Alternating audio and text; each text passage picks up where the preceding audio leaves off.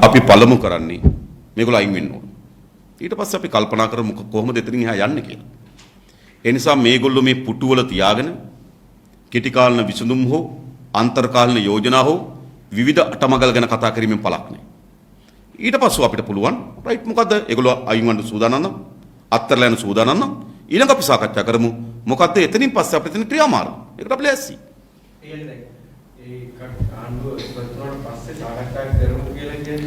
ඔවුන් එක්ක නෙවෙයි මේ රට ජනතාවත් එක්ක. මොන වගේ ක්‍රියාදාමයකට ඊට පස්සේ අපිට ඉවර වෙන්න ඕන. ප්‍රධාන සාධකයන් සහ මේ පාදවිස්තුන සේනාංගික කණ්ඩායම වෙලාවේ ලොකුට පෙනීනවා ඊළඟට ඒගොල්ලෝ බලයට එනවා වගේ සජිත් ප්‍රේමදාස ප්‍රකාශ කළා තියෙනවා මම බාර ගන්න කැමති ජනතාව කියනවනේ කියලා. ඒගොල්ලෝ ඒ වගේ පැත්තකින් එතකොට ඒකට ජනතාවට අනේ ඒගොල්ලෝ මේ අර්බුදයේ නිර්මාපකයන් මිසක්කා මේ විසඳුම නෙවෙයි. හරිද? ඒ කණ්ඩායම මේ අර්බුදයේ ඒ කියන්නේ මේ හොරකමට විසඳුමක් දෙයගොල්ලෝ නෑ. අපේ රටේ මහජනගේ දීපල නාස්ති කිරීමට විසඳුමක් දෙයගොල්ලෝ නෑ. අපේ රටේ ආර්ථිකය විනාශ කිරීමට හේතු වුණු ඒගොල්ලෝ ඒකට විසඳුමක්. අපේ රටේ ජාතික සම්පත් ආරක්ෂා කරගන්න ඒගොල්ලෝ විසඳුමක්. අපේ රටේ නීති විධානයේ ආධිපත්‍ය තහවුරු කරන්න ඒගොල්ලෝ විසඳුමක්. අපේ රටේ පුරවැසියන්ගේ දරුවන්ගේ අනාගතය තහවුරු කිරීම සඳහා ඒගොල්ලෝ විසඳුමක්. ඒගොල්ලෝ විසඳුමක් නෙවෙයි. ඒගොල්ලෝ මේ අර්බුදේ නිර්මාණ කරුවන්. ඒ නිසා අපි හිතනවා ජනතාව මේ පෙළගැසෙමින් එන ක්‍රියාදාමය යහපත් ඉතාමත් යහපත් දිශාවකට පරිවර්තනය කරගන්න නම් නේද වංචාව දූෂණයෙන් තොර වංචනක කරලා දූෂණය කරලා දේපල පවරගන්න අපේ රටේ ජාතික සම්පත් ඉතා හොඳින් සුරක්ෂිත කරමින් අපේ රටේ අනාගත පරම්පරාවට ඒ ඵල ප්‍රයෝජන අත්පත් කර ගැනීම සඳහා ආර්ථික සැලසුමක් හදන නේද ඉස්සරහට යන ඉතාමත් සැලසුම් සහගත කාර්යක්ෂම ආර්ථික ක්‍රමවේද දක්වන පාලනයක් දක්වා මේක තල්ලු කරගatiයි. එසේ නැතුව ඔය නිකන් නේද ලාභෙට අර නිකන් කානුව දිග නේද ඔටුන්න ගලවගෙන ඇවිල්ලා සජිත්ගේ ප්‍රේමදාස ගොළුවට වැටෙනකම් වගේ කල්පනා කරන උත්තර මේවට ලැබෙන්නේ නැහැ. දැන් මම කියන්නේ මේක ඊර්කාණ සඳහා ඉතිගාණ්ඩයක් නෙමෙයි නැතිකරණයක් පාත්‍රන තාක්ෂණයක් නෙමෙයි කොහොමද මේ ක්‍රියාවලිය පළමු කොට මේගොල්ලෝ අයින් වෙන්නකෝ. මේගොල්ලෝ අයින් වෙන්න. ඊට පස්සේ අපි බලමු මොකද්ද ඡන්දයක් දක්වා තියෙන යාන්ත්‍රණය මොකද්ද? ඒක අපි වෙනම කතා කරමු. දැන් ප්‍රධාන එක තියෙන්නේ මොකද්ද?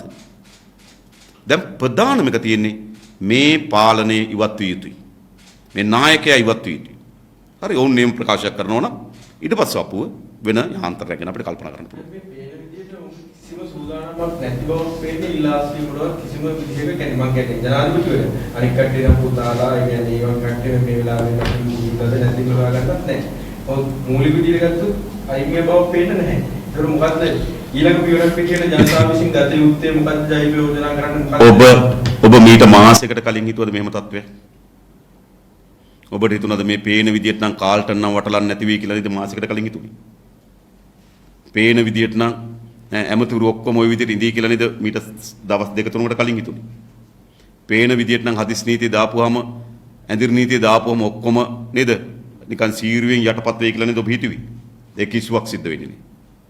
ඒ නිසා මොකද්ද වෙලා තිබුණේ? දැන් නෝන් යන්නේ නැහැ කියලා ස්ථාවරක ඉන්න පුළුවන්. හැබැයි ඔය නොහිතපු දේවල්ම තමයි දවස් දෙක තුනක් ඇතුළේ සිද්ධ වෙන්නේ. ඒ නිසා අපි හැමදාම කියන වගේ දේශපාලන වෙනස්කම් වෙන්නේ පිමි ලෙස. ඒ නිසා දැන් වුන් ඉන්න ස්ථාවරේ ඔවුන්ට තව ටික වෙලාවකදී වෙනස් කරන්න පුළුවන්. ජනාධිපතිවරයා සතු බලය සිනහ සංවේගක බලය පාලනය කරන්න කියලා. ඔතන ඒ ඔක්කොම කතා කරන්න පුළුවන් නේ මේගොල්ලෝ ඉවත් වීම පමණයි. ඒ අතරමැදි සන්දානයක් අතරමැදි සාකච්ඡාවක් කිසිසේත්ම දැන් අදාළ වෙන්නේ නැහැ. ඒ ඔක්කොම පහුවෙච්ච ඒවා. විධායක ජනාධිපතිවරයා අහෝසි කරන්න 19 නැවත 20 අහෝසි කළ නැවත 19 ගේන්න නේද? ආර්ථික ප්‍රතිසංස්කරණ නැති කරන්න. ඒවා මීට මාස 7-8කට කලින් තිබුණු ප්‍රජාතාන්ත්‍රික ප්‍රතිසංස්කරණ. දැන් ඒ අවධිය පහු කරලා තිබෙනවා. දැන් තියෙන්නේ මේ පාලන ඉවත් කිරීමේ අවධිය.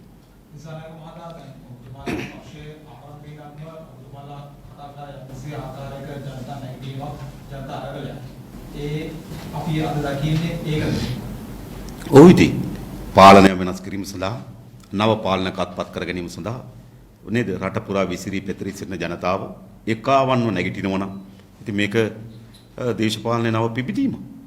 අපි හිතන එක ඉතාමත් හොඳ අවස්ථාවක් මේ රටේ පුරවැසියන්ගේ මේ නැගිටීම දිහා බලන් ඉන්න නේ.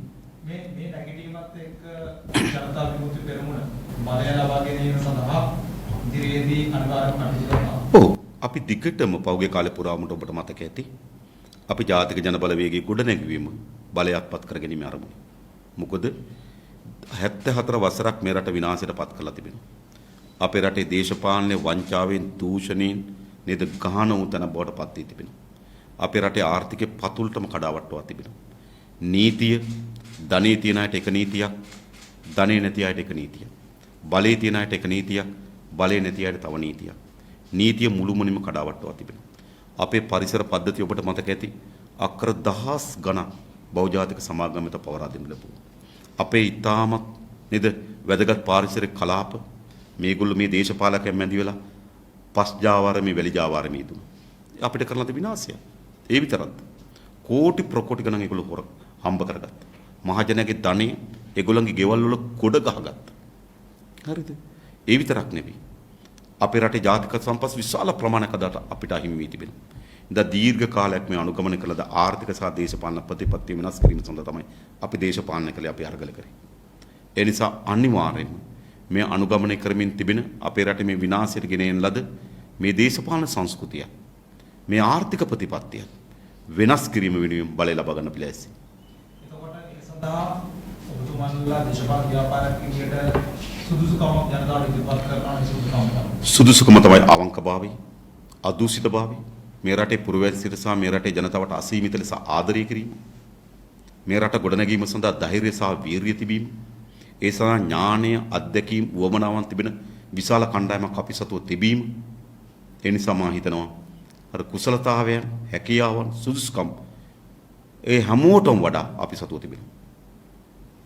නමුත් මේ වාසුදේව මාතෘකාවක් කරනවා ඔබතුමාලා මේ දේශපාලන අධිදී බුද්ධිය බිඳුවේ ඉන්නවා කියන කාරණාව දක්වන ඔබතුමා 70 70 ගැන ඉන්නවා දේශපාලන ඉතිහාසයේ මේ විනාශයට හේතු කරන.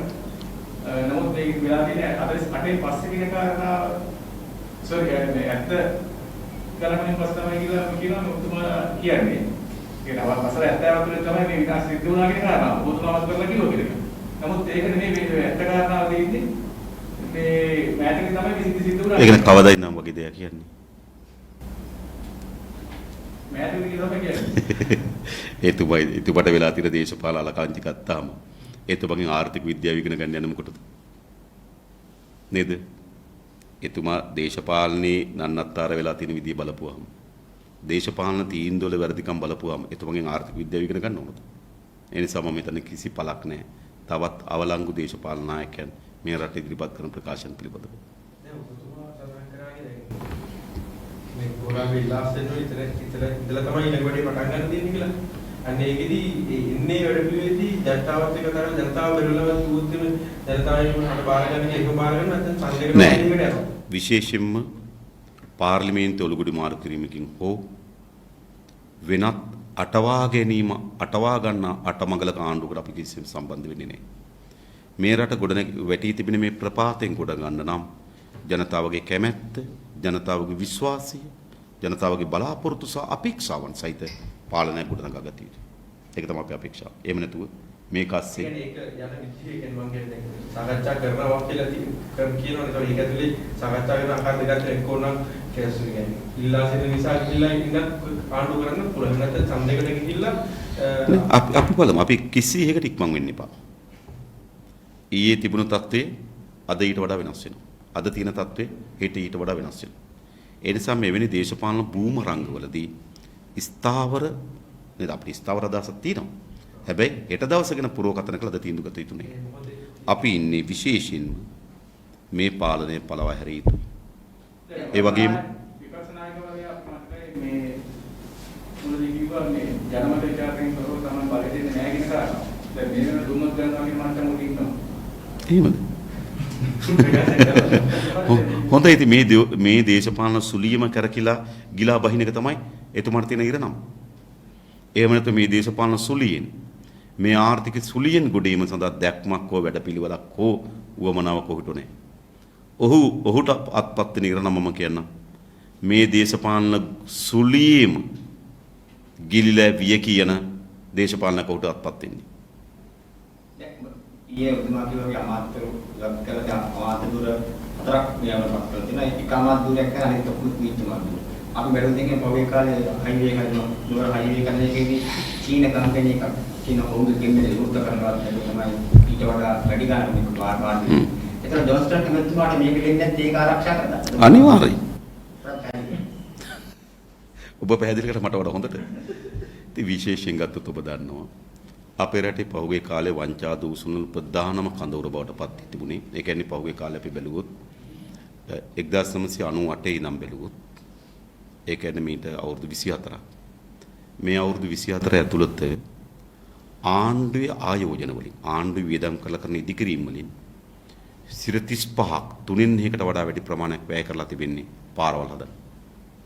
ඒ නිසා මහා ධනස්කන්ධයක් ගොඩ ගහලා තියෙන පාරවල් ASCII. හැබැයි පාරවල් ASCII තියෙන ධනස්කන්ධයට වඩා වැඩි ප්‍රමාණයක් තියෙන්නේ ඒ පාරවල් බාර හිටපු දේශපාලකයන් ගාව. ඒ කිරියැල්ල වෙන්න පුළුවන්. ජොන්ස්ටන් වෙන්න පුළුවන්. මහින්ද රාජපක්ෂ අවසන් වෙනකම්ම 2015 ඉඳන් ඔක දින්නේ නැ කාටවත්. එයා තමයි මහා මාර්ගෙම තියෙන්නේ. හරි එහෙමයි මේවා තියාගත්තේ. ඒ නිසා දැනුත් ලංකාවේ වැඩිම වියදම් ප්‍රමාණයක් දරන්නේ අයවැය ලේඛනී මහා භාණ්ඩාගාරික පාරවල් සඳහා. ඒක තමයි ජොන්ස්ටන් තමයි උන්ට ඉතාමත් විශ්වාසවන්ත දෙපැත්තට විශ්වාසයි. හරිද? ඉතින් විශ්වාසවන්ත කෙනා. ඒ නිසා ඔහුට එවැනි විශාලතම රජයේ වැය බර දරන අමාත්‍ය ධුරය අලි ලබා දීලා තිබෙනවා. අපිට නම් අරුම් පුරුම් දෙයක් නෙවෙයි ඒක. එහෙම තමයි වෙන්නේ ඒක.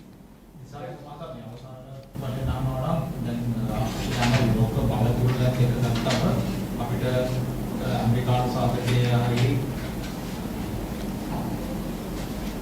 ඇමරිකානු සාධකයේ හරි චීනි සාධකයේ හරි අපිට මේ පැත්තට කරන්න බෑ. එතකොට ඔබතුමා හිතනවාද දැන් ඔබතුමාලා මොකද ව්‍යාපාරයක් විදියට සමාජවාදී ව්‍යාපාරයක් විදියට මේ වලතුන් දෙකත් එක්ක වෙන්න පුළුවන් කියලා. ඔව් ඒක ඔබ හරි. මෙවැනි තත්වයක් ඇතුලේ අපි දන්නා බලවත් රාජ්‍යයන්ට තමන්ගේ දේශපාලන සහ ආර්ථික න්‍යාය පත්‍රයන් තිබෙනවා මේ ඇතුළ ක්‍රියාත්මක කරන්න. ඒක හරිනේ. ඒක මෙවැනි අර්බුදයක් වෙලාවකදී තිබෙනවා. එහෙම නැත්නම් සාමකාමී ලෙස ආණ්ඩුව පවත්වාගෙන යන වෙලාවකදී තිබෙනවා. හැම වෙලාවෙම පවතින යථාර්ථය. හැබැයි දැන් අපි ඒ අය පවා මේ පාලකයන් සහ බලවත් රාජ්‍යයන් පවා තීරුම් ගත යුතු කරුණක් තිබෙනවා. ජනතාවගේ නැගිටීම කොච්චර ප්‍රබලද කියන එක. ඒ නිසා අද ගොඩක් රටවල් වල පහුගිය කාලේ අපි දැක්කා. ඒ ගොඩක් දේවල් අධිරාජ්‍යවාදී මැදිහත් වීම හරහා එවැනි බලවත් රාජ්‍යයෙන් මැදිහත් වීම හරහා ගොඩ නැගීම. හැබැයි මේක ඉතා පැහැදිලිව තමන්ගේ වේදනාව, තමන්ගේ කෝපය, තමන්ගේ විරෝධය ප්‍රකාශයටපත් කරන ජන රැලි පිට නගමින් ඉස්සරහට එමින් තිබෙනවා.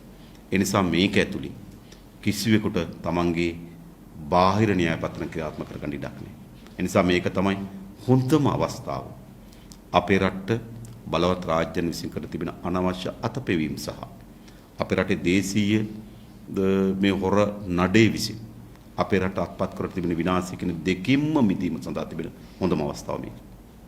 මේ කියන්නේ බුදුමල්ලේ ඒකදී වැඩි. හැබැයි බුදුමල්ල ඵලය ලබා ගත්තට පස්සේ මේ වගේ න්‍යාය පත්‍ර ක්‍රියාත්මක වෙන්න පුළුවන්. අද මම මේ සමාන කරන්නේ පාකිස්තානයේ අපි දකින්නේ යම්සේ වන් තත්ත්වයක්. එතකොට මේ තත්ත්වෙට මුහුණ දෙන්නට මොන වගේ වැඩ ඉතින් ඒ හැම රටකම අත්දැකීම් ඒ කියන්නේ සිදුවීම් සිද්ධ වෙන නිකන් අමතක කරලා යට ගහන්න නෙවෙයි. ලෝකයේ හැම රටකම වෙනසුලාව සිදුවෙච්ච සිදුවීම්, පාකිස්තානයේ සිදුවීම්, ඊට කලින් අපිට අයන්ඩේලාට නිකරංගුවාව ඇතිවෙච්ච අත්දැකීම්, ඒ පිළිබඳ හොඳ පාඩම් අපිට කියලා දීලා තියෙනවා. නේද? ඒ නිසා අපි මේ හැම එකක්ම පාඩම් හැටියට අපි එකතු කරගන්න ඕන. එතකොට අපිට පුළුවන් වෙයි මේ බියගසින් මිදෙන්න.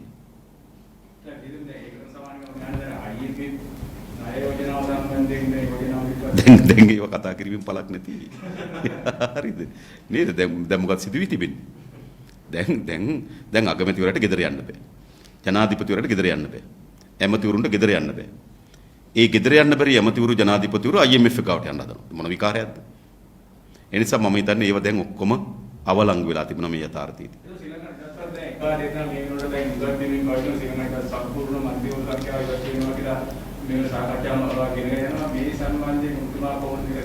ප්‍රමාදයි. ඔවුන් මේක ඇතුලේ ඕනෑම තරම් විදියට බල් ටික ගහ මේක ඇතුලේ සුඛ විහරණ අරගනිමින් සියල්ල කරමින් ඉඳලා නේද ජනතාවගේ ලොකු පෙරලියක් නැගිටීමක් වෙනකොට අනේ අපි අයිති නෑ කියලා සුදන වෙන්න හදන දරන ප්‍රයෝගයක් වෙයි. ඒ නිසා මම හිතන්නේ ශ්‍රී ලංකා නිදහස් පක්ෂයේ බොහෝ ප්‍රමාදයි දැන් මේ තීන්දුව තියෙනවා.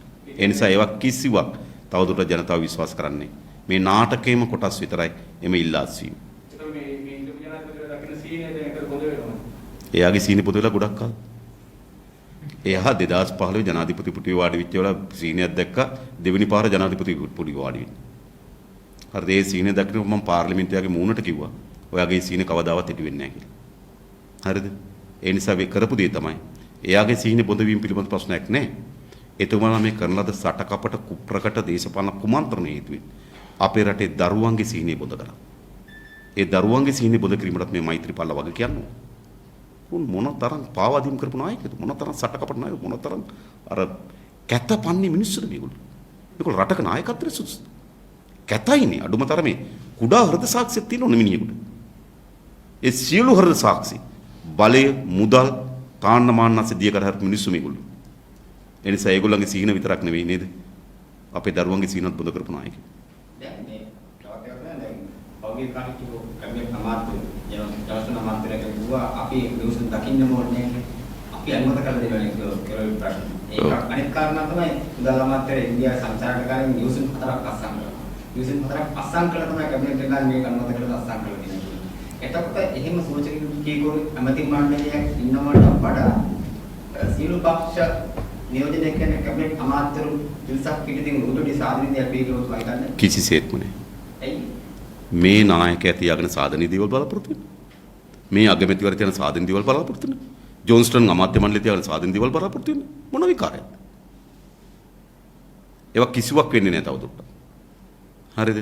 මම ඔබට එකක් ඔබ තේරුම් ගන්න. මේ නැගිටීම පැය 10 12 ලයිට් කපපු නිසා නෙවෙයි. මේ නැගිටීම ගෑස් නැතිවීම නිසාම නෙවෙයි. ආහාර බිල ඉහළ ගියම නිසාම නෙවෙයි. ඒක නිමිත්ත.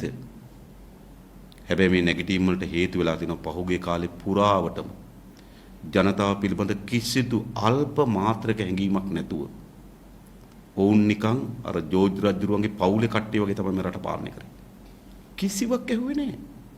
ගොවි ජනතාව පාරට බැලලා කෑ ගහනකොට තමන්ගේ අස්වැන්න මේ යන වගාව දෙන්න කියලා. මොකද්ද ගෝඨාභය කිව්වේ? මට ඕන නම් හමුදාව දාලා වගා කරන්න පුළුවන් කියලා. දැන් දාගන්න කියනවා. එහෙම කියන නායක නෙමෙයි. නේද? ඊට ඔබට මතක ඇති. බැසිල් රාජපක්ෂ ඉන්දියාවෙන් ඇවිල්ලා එනකොට මාධ්‍යවේදීන් අහනවා මොකද්ද ප්‍රශ්නයක්? අහනකොට මොකද්ද කියන්නේ? එච්චර දුරදිග හිතන්න එපා. දුරදිග බලන්න එපා. එහෙම නායකයෝ. මේව බලන් ඉඳීද මේ පුරවැසියෝ. මහලේ කමරය කියන කවුද? පොහොට්ටුවේ මහලේ කමරය කියනවා. ගහණ්ඩාවත් ගහනවා, ගැහුවත් ගහනවා කියලා. මෙහෙමනේ හැසිරුනේ. ඒ නිසා මේ ජනතාව යටත් වැසියන් වහලුන් ලෙස හරිද? සලකන මානසිකත්වයක මේ පාලකය හැසිරුනේ.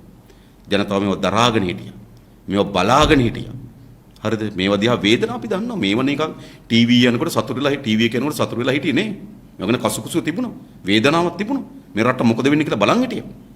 මේ ගමන් මගේ අවසන් ප්‍රතිඵලය තමයි මේ. ඒ නිසා මේ පාලකයන් හැසිරුනේ ජනතාව තමගේ යටත් වැසියන් වහල්ලු තමන් කියන ඕන දෙයකට යටත් වෙන ඕනෑම වෙලාවම තමන් ඉස්සරහා මෙද නමස්කාරණ කරන පුරවැසියන් ජීවත් වෙනවා කියලා මනෝභාවයකින්. හරිද? ඒ නිසා ඕක අමාත්‍ය දුර දෙක තුනක් ගත්තා කියලා ওই මිනිස්සු වෙනස් වෙනවා. ඒගොල්ලෝ දේශපාලන සංස්කෘතිය උනත් වෙනස් වෙන්නේ නැහැ. දැන් වෙනස් කළ හැකි වන්නේ මේ පාලකයන් පළව හැරීමෙන් සහ මේ රට නම ආර්ථික සහ දේශපාලන සංස්කෘතිය ගෙනීමේ පාලනය ගොඩනගීම විතරයි.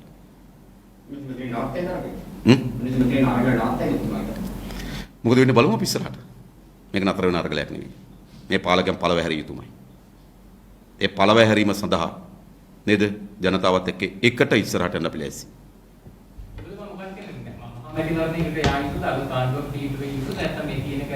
නෑ අපි හිතන්නේ මේ තියෙන එක ඇතුලේ කිසිදු අටවා ගැනීමකට ඉඩක් නැහැ. දැන් තිබෙන්නේ මේ පාලන සහ පාලකයින්ලා අවශ්‍ය යුතුයි. ජනතාවට නව පාලනය සඳහා ජනවරමකට අවස්ථාවක් ලබා දෙන්න. ඔව් ඒකට අපි මොකද්ද හදන්නේ මම කිව්වේ. ඒකට හදන්නේ මොකද්ද කියලා අපි යාන්ත්‍රණයක් ගැන කතා කරමු. එතෙක්. ඔව් නෑ එතෙක් අපි යාන්ත්‍රණයක් හදමු. හැබැයි මේගොල්ලෝ නැති. මේගොල්ලොත් කියන්න බැහැනේ ඔබ දන්නවනේ. මා කිව්වේ ඒකනේ. ඒක අපි කතා කරමු කියලා. ඉස්සරළම මේ පාලකයා ආණ්ඩුවේ ලෑස්ති නම්. රයිට් අපි දාලා යන්න කියලා. හෙට ඉඳන් අපි සාකච්ඡාව පටන් ගන්න. මොකද්ද කරන්නේ ඉතින්? මං කියනවා ඔයගොල්ලෝ ඒගොල්ලන්ට දාලා යන්න කීමේ ඒගොල්ලන්ට සහායක් දෙනවා කියලා. මොකද ඒගොල්ලන්ට ඕනේ මේක දාලා යන්න අතන. දැන් අන්න හරි. නෑ දාලා යන්න විතරක් නෙවෙයි. දාලා නිකන් නිවිසන සනසිල ගෙදර යන්නේ. එහෙම දෙන්න ඕනේ නෑ. මහජනයාගේ හොරකම් කරලද දීපල යලි සියල්ල පවරා ගැනීම සඳහා නීති අනුකූල ක්‍රියාමාර්ග ගත යුතුයි. හරිද? එහෙම ගන්න ඕන විතරක් නෙවෙයි. මම කලින් කිව්වා. මහ බැංකුවේ අධිපතිවරයා නිකන් දාලා ගියට බෑ. ඔව් අපේ රටේ මූල්‍ය වෙළඳපොලේ මේ ඇති කරන අර්බුදයට ඔව්වක් කියනවා. ඔහු නිකන් දැන් ගිහිලා ආමම දාලා යනවා කියලා නෝනත් එක තරහ වුණාම ගෙදර යන්න පුළුවන්ද? එහෙම ප්‍රශ්නයක් නෙවෙයි මේක. ඒ නිසා අපි කලින් කතා කරා ඉගෙන. ඒ නිසා අනිවාර්යෙන් හරිද? මේවට එරෙහිව ක්‍රියාමාර්ග ගන්න ඕනේ. සමා දැක්කද එදා ආණ්ඩු ඵලයන් කියන සටන් පාට වලට අතර අමතරව දැන් පුරවැසි ජනතාව කියන්න පටන් ගන්න තියෙනවා. හොරා කාපුව දීපන්. මම දැක සමහර අය බෝඩ් අල්ලගෙන ඉන්නවා. බස් එකෙන් බැස්සට කමක් නැහැ සල්ලි දීලා ඵලයන් කියලා. දැන් මම දැක සමහර අය නේද? අද ජනප්‍රිය කණ්ඩායම අල්ලන් ඉන්නවා. නේ බස් එකෙන් බැස්සට කමක් නැහැ සල්ලි දීලා ඵලයන්. ඒක හරි. නාමල් බැස්සට කමක් නැහැ සල්ලි දීලා ඵලයන්. ඒකයි කියන්නේ. ඒ නිසා මේක වෙන දිශාවකට, ඊටමත් සමාජය යහපත් කරන එක සඳහා වූ දිශාවකට මේක පරිවර්තනය වෙමින් තිබෙනවා. දැන් ඒකවල යන්න කියලා කියනවා. තව ක්‍රමවේදයකුත් තියෙනවා. මේ දෙක අතර තියෙන කාලය මොකද? අතර තියෙන කාලය තමයි හරිද? සාමාන්‍ය තත්වයක් නිර්මාණය කිරීමෙන් පසුව වහාම ජනවරමට යන්න ඕන. එතනින් එහා මේකට උත්තරයක් නැහැ. ඔබතුමා ඔබතුමාගේ වැඩ පිළිවෙලක් අද ඉවරද? ඔව් බොහෝ අනිවාර්යයෙන්. මේ අර්බුදය විසඳාගත හැකි වන්නේ පළමු කොටම ජනතාව විශ්වාස කරන පාලනයක් ගොඩනගීමෙන් පමණයි. ඒ කඩයිම පයින් නැතුව ඉස්සරහට යන්නම බෑ. ඒ කියන්නේ ලෝකේ ආර්ථික අර්බුදයක් වෙන්න පුළුවන්, යුද්ධමය අර්බුදයක් වෙන්න පුළුවන්. එවැනි ඇති වෙන ඕනෑම අර්බුදයකදී ඒ රට එතනින් පියමන් කරන්නේ ජනතාව එම පාලකයා සහ පාලනය කරේ විශ්වාසය තහවුරු කර ගැනීම විතරයි. ඒක තමයි ආරම්භක පියවර. මොකද ඒතර පුරවැසියන් එතෙට විරාමයක් දෙනවා. ජනතාව අපේක්ෂාවෙන් බලාපොරොත්තු වෙන ආණ්ඩුවක් හදාගන්නවා. ඊට පස්සේ ජනතාව මොකද කරන්නේ? ඒ පාලනයේට ඒ ආණ්ඩුවට විරාමයක් දෙනවා. රයිට් අපි ජනවරම දුන්නා ඕගොල්ලන්ට. ඕගොල්ලෝ දැන් මේක කරන්න කියලා විරාමයක් දෙනවා. ඒ වගේම අපේ යෝජනාව තිබෙන්නේ එම පාලකයන් විතරක් නෙවෙයි. එම ජනතාවද සම්බන්ධ වූ ගොඩනැගීමේ ක්‍රියාවලිය තමයි අපි යෝජනා කරන්නේ. මෙච්චර කල අපේ රටේ තිබෙන්නේ පුරවැසිය ගිහිල්ලා පක්ෂයකට කතරයක් ගහනවා. කතරය කළා ආණ්ඩුව රට කරන්න කියන පුරවැසියා ආණ්ඩුවෙන් එළියට වැටෙනවා. අපි යෝජනා කරන්නේ ඡන්ද දෙන ඡන්දදායකයාද රටේ මහජනයාද පාලනයත් එක්ක ඒකාබද්ධව මේ රට වැටී තිබෙන ව්‍යසනයෙන් ගොඩනැගීම සඳහා වූ මාවත. අන්න ඒක තමයි අපේ ප්‍රවේශය. ඊට පස්සේ අපි බලමු ඩොලර් ප්‍රශ්නට උත්තරයනේ. ඒකට අපි තියෙන යෝජනා තිබෙනවා. කොහොමද අපි ආර්ථික ප්‍රශ්න ගොඩනගන්නේ? ක්ෂණික උත්තර මොනවද? මැද කාලේ මොනවද? දික් කාලේ මොනවද? අපි සැලසුම් තිබෙනවා. හැබැයි ඒ කිසිවක් ක්‍රියාත්මක කරන්න බෑ. ජනතාවත් එක්ක සබඳතාවයක්, ජනතාව විශ්වාස කරන, ජනතාවට අපේක්ෂාවක් බලාපොරොත්තුවක් ගොඩනගන පාලනයක් ගොඩනගා ගැනීමකින් තොරව. අද අවසානයේ දැන් මේ වෙන ජනතාව අවදි වෙලා ඉන්නවා මේ රජයේ ගෙදර යනවා වගේම මේ රජයේ ජීවත් වෙච්ච මේ රජයේ තවත් කාක් කට්ටියක් තමයි රජයේ ඉන්න නිලධාරීන්. මේ නිලධාරීන් සම්බන්ධයෙන් මොකක්ද කරන්න තියෙන්නේ? අපේ රටේ පරිපාලන සේවය ඉන්න 2400ක් වගේ.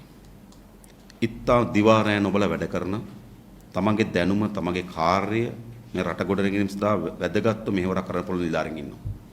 හැබැයි 14ක් ඉන්නවා. ඔය දේශපාලන කවයේ ඇතුලේ මේ රට මේ අර්බුදයට පත් කරන්න හේතු සාධක නිර්මාණය කරපු. ඉතින් දේශපාලකයන්ට සහ ඒගොල්ලන්ට හැඳි දෙකෙන් නෙවෙයි බෙදන්න ඕනේ. එක හැඳි.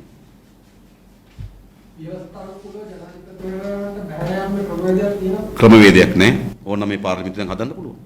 මේ පාර්ලිමේන්තුව තමන්ට බලය ගන්න ව්‍යවස්ථා සම්පාදනය කරපු නායකනේ මේගොල්ලෝ. එනේ තමන්ට බලය ගන්න 20 සංශෝධන සම්මත කරගත්තු මිනිස්සුනේ. තමන්ගේ ආරක්ෂාව. හැබැයි ජනතාවගේ ආරක්ෂාවෙන් හෙටේ සංශෝධනය කරන්න පුළුවන්. මේ පාර්ලිමේන්තුව නීති සම්පාදනය කරන්න. ඒ නිසා බැහැලා යන්නත් ව්‍යවස්ථා සංශෝධනය කරන්න පුළුවන්. දැන් තියෙන ව්‍යවස්ථා ක්‍රමවේද ජනාධිපතිවරයා ඉල්ලාස් වුණොත් ඊළඟ අග්‍රාමාත්‍යවරයා ජනාධිපති දුරක්ෂණයකව බාර ගන්නවා. මාසයක් විතර ගියාට පසුව මාසයකට පෙර පාර්ලිමේන්තුව අනුමැතිය ලබනවා. ඕකනේ තියෙන්නේ. හැබැයි තියෙන ව්‍යවස්ථාව. හැබැයි ව්‍යවස්ථාවට සංශෝධනය කරන්න පුළුවන්. ජනාධිපතිවරයා ඉල්ලාස් වුවහම මැතිවරණයක් යදවන්න ඕන. මෙච්චරයි. ඉතින් මේ පාර්ලිමේන්තුව තුනෙන් දෙක ඇතුලේ මොකද ජනාධිපතිවරයාගේ දූර කාලය වැඩි කරගන්න ජනමත විචාරණයක් අවශ්‍යයි.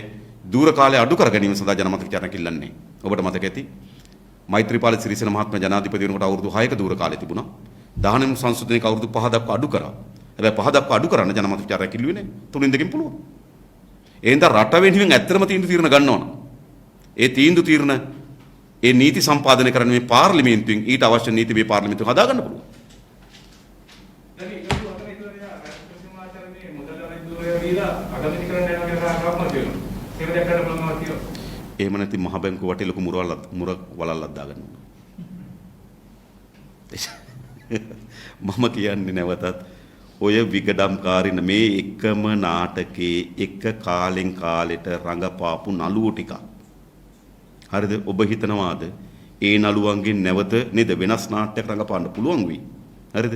ඒ ඇරුණකොට ඒ නළුවන්ට මේක ගොඩ ගන්න බෑ. ඒ ඇරුණකොට එක එක නාට්‍යයේ තිර කතා ලියෙ වෙනෝනේ. අගමැතිවරු බාර ගන්නවා කියලා මුදල් ඇමතිවරු බාර ගන්න කියලා සභාග ආණ්ඩුව හදනවා කියලා අන්තර්පාලන ආණ්ඩුව හදනවා කියලා නේද? මොකද්ද ඔය එක එක මේකම නාටකයේ එකම නළුවෝ ටිකක් මෙදියත් කරමින් තිබෙන්නේ. මේකෙන් මේ රට මුදව ගන්න ඕන. දැන්වත් මම කියන එකයි. දැන්වත් අපේ රටේ ජනතාව මෙතෙන්ට ඇවිල්ලා මේ අරගලය කරන වෙලාවේ නේද? ජනතාව සූදානම් වෙන්න ඕන. කියන එක ඉත වැදගත්. නැත්තම් මේ අරගල අපතේ යන්න පුළුවන්. මේ වගේ ශ්‍රමය, කාලය, වැය කිරීම සියල්ල අපතේ යන්න ඉඩ නොදී. අපේ රට බලාපොරොත්තු සහිත පාලනයක් ගොඩනගීම සඳහාම මේ අරගලය අපි ඉස්සරහට ගෙනියන්න ඕන. එහෙනම් බොහොම ස්තුතියි හැම දිනාටම.